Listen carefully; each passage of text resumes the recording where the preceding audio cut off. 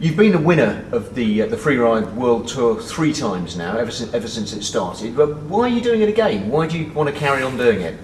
Because I don't do it for winning. I basically keep on going because like it's part of my season, you know. Like it's this crew of riders that I really like to go and meet sometimes and to see. We have great times together, and at the same time it's really challenging to go on these events. You know, it's a lot of pressure. It's a kind of different vision of free riding that actually allows us to push it a little more, you know, because we scope a lot more the faces and. You know, and you seem to work very closely with the other riders. I mean, I've seen the Freeride World Tour several times. I was part of the judging panel a couple of years ago.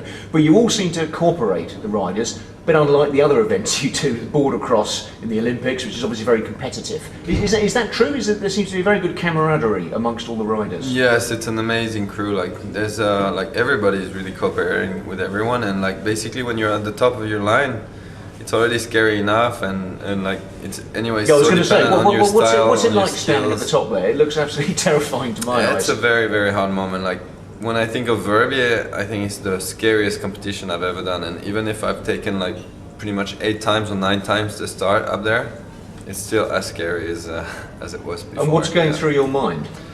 It's just you're trying, you know, to make a balance between the competition side, you know, which is like going fast, big. Like crazy and everything, and at the same time on the reasonable side, on the risk side, because if you push it too much, you know, the price is not just to lose the competition; it can be way more than that. So, and how dangerous is it? I mean, it looks very dangerous. Presumably, there's quite a bit of safety in there. Well, when you do a run, you know that these, like especially on the top, you know that there are these few moments where you shouldn't crash, because if you crash, you go all the way down through rocks and stuff, and there's big chances that you don't even survive that. So this is a big factor, and this is you know, also something that's really taken in consideration by the judges. You know, like no one wants to see someone being crazy, like being ready to do anything just to score. So I don't know, there's this cool community, we're all tied together, we want to push it, but in a smart way.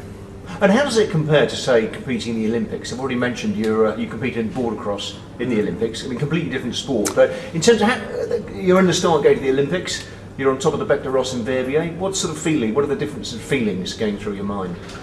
Well, at the Olympics, like you don't have the safety issue, so that's already really, really different. The Olympics is very, very difficult because everybody talks about it for so long before, and that's what makes it special, I think. Like compared to all the other events, and that's what hard to like to take basically, and to be able to stay cold in your head. But yeah, Verbier is it's also a smaller competition. It's basically this one run, 2 minutes, and that's it, and you focus so much energy on it. Whereas the border cross, you've got all the training, you study the course, and then you get all the qualifications, 2 rounds, and then all the rounds until the final, so it's a way more long-term final. Now, you're one of the more famous snowboarders in the world. You go across all the disciplines, all the various areas. A lot of the sort of riders in the Freeride World Tour, they've gone off and I don't know, they're doing sort of rally driving and sailing boats across the oceans and wingsuit flying, all sorts of other bits and pieces they get up to. Are you going to be doing any of those sort of things, or simply concentrating on the riding? No, well, the riding takes me. I have the feeling that I definitely haven't reached my ceiling in terms of level, in terms of experience. So of course I'm gonna keep on experiencing new ways of pushing my snowboarding. So basically, what I've been doing this year, for example, with Deeper or with Relentless Lives of the Artist, I've been going to Antarctica, to Greenland, to places like these, hikes and like, you know, learn the proper technique to hike some really steep couloirs and ride some couloirs and like mix alpinism into snowboarding. I kind of like to explore in new directions, and I know that one thing that is exciting me for the future is to mix. Like I love riding in coastal areas because it's like it has a really good snow stability. So I would really want to start to mix boat trips and free riding and split boarding without heli, without nothing. So yeah, you know, there's so many ways to experience snowboarding, experience the mountains, and I like to develop myself. I like to learn. So. Okay, well, PlanetSKI will be once again out on the Freeride World Tour next year, so best of luck, and we'll see you there. It's going to be nice to see you. Have a good season.